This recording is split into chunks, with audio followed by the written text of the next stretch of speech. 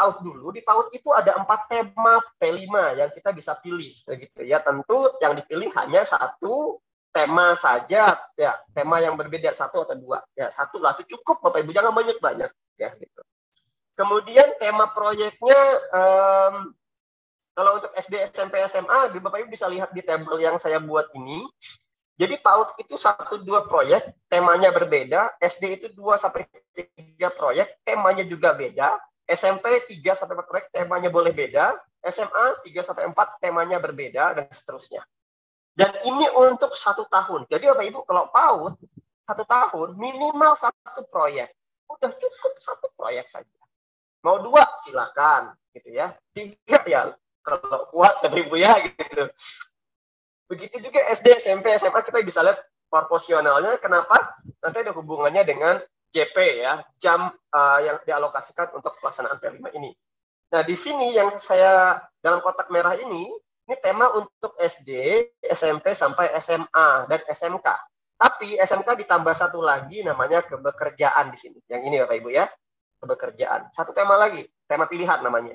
Nah, jenjang untuk SMK sendiri itu cukup berbeda tentunya. Untuk SMK kelas 10, dia 3 proyek. Harus 2 tema, ditambah 1 tema kebekerjaan ini. Kelas 11, 2 proyek, temanya 1. Di sini 2, ini 1 ya temanya ya, gitu, tema pilihannya. Dan tema kebekerjaannya 1. Sedangkan SMK-nya 1 tema kebekerjaan. Gitu. Nah, SPK ini apa? SPK ini adalah sekolah internasional, dulunya internasional, sekarang namanya sekolah SPK ya, sekolah perjanjian kerjasama. Begitu. Dan sekolah ini biasanya juga sekarang diwajibkan untuk melaksanakan P5. Sekalipun sekolah ini tidak menerapkan kurikulum nasional mungkin Bapak Ibu ya. Contoh, kan kurikulum di dunia itu ada banyak, ada Interberkeley atau ID dikenal, Interberkeley. Terus ada kedua, ada namanya Cambridge ya, ada Pearson. Dan yang paling populer memang Cambridge dan ID begitu.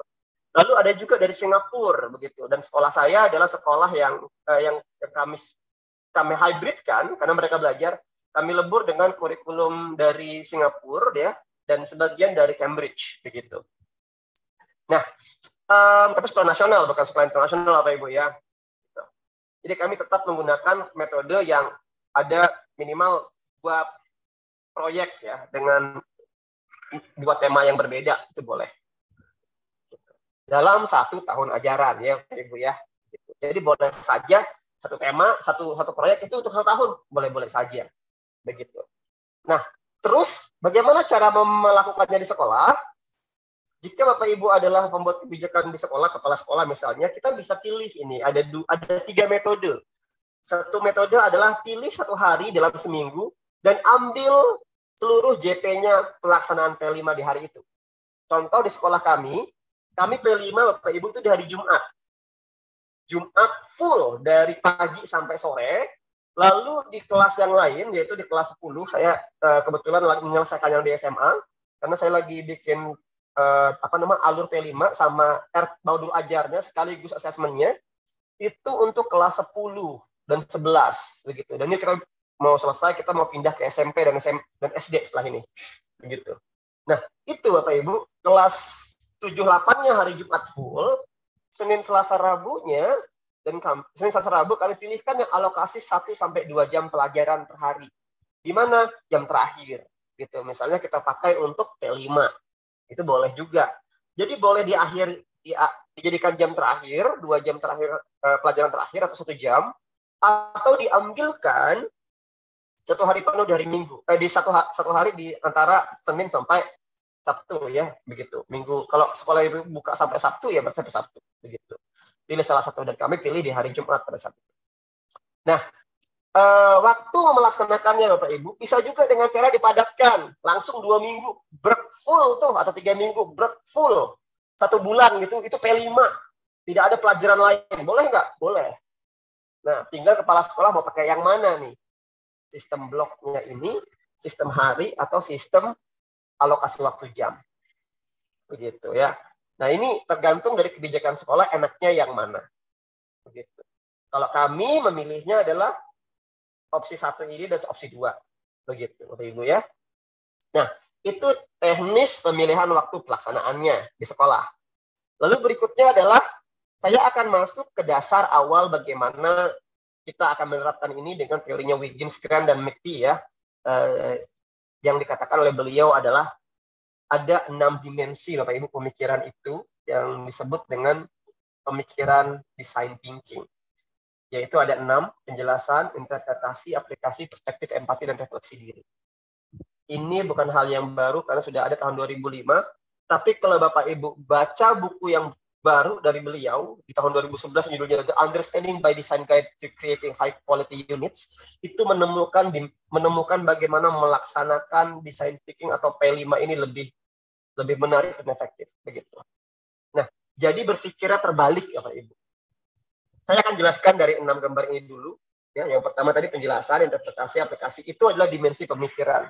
Contoh, bisa saja anak itu paham di penjelasan, tapi tidak selalu aplikatif mengerjakan. Contoh kita ambil agama Islam, sholat misalnya, sholat 5 waktu. Misalnya anak itu tajwidnya, bacaannya, ya itu bagus, ayat bacaannya surah yang dipilih untuk waktu praktek sholatnya adalah yang paling panjang gitu misalnya, Al-Baqarah misalnya begitu Ibu ya.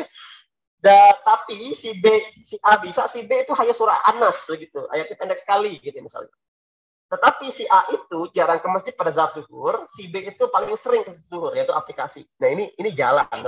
Artinya si B di pemahaman aplikasi, si A di pemahaman penjelasan. Apakah dua-dua itu tas? Tas, itu dasarnya. Begitu Bapak Ibu. Saya nggak panjang di situ. Saya akan masuk ke konsep berpikirnya backward design, yaitu berpikir terbalik Bapak Ibu ya. Jadi kita akan mengajak Bapak Ibu untuk berpikir terbalik ketika menyusun P5.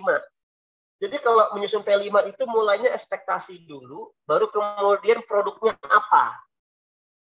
Jadi ekspektasi itu adalah produknya apa, Bapak Ibu. Gitu. Mau buat apa nih anak-anak? Bikin buku kah? Bikin produk apa? Layanan apa? Dan itu adalah ekspektasi kita. Dari situ baru kita bisa susun. Contoh, saya mau buat mie goreng yang enak banget tapi pedas. Saya ulang, mie goreng yang enak banget tapi pedas buat 5 porsi. Dari sini ekspektasinya jelas, 5 porsi pedas, ya. 5 porsi pedas mie goreng. Nah, sekarang tinggal buat instruksinya bagaimana cara membuat 5 tadi. Nah, jadi mudah menyusunnya. Menyusun P5-nya. Jadi jangan mulai dari tujuan pembelajarannya apa. Nanti itu. Kita masuk dulu ke ekspektasi kita, produknya apa. Baru kita siapkan instruksi melakukannya sampai jadi mie goreng tadi bagaimana, lalu kita susun kegiatan belajarnya yang menarik, baru kita tentukan assessment dan tuntutannya. Itu yang dimaksud dengan 5 hal yang penting dalam backward design-nya Wiggins. Gitu. Dan inilah yang diramu oleh Kemendikbudristek, tim kurikulumnya, pengembang kurikulum, jadilah nanti yang disebut dengan susunan terbalik. Jadi kita mulai dulu dengan produknya, asesmennya, baru langkah-langkahnya. Begitu, Bapak Ibu ya.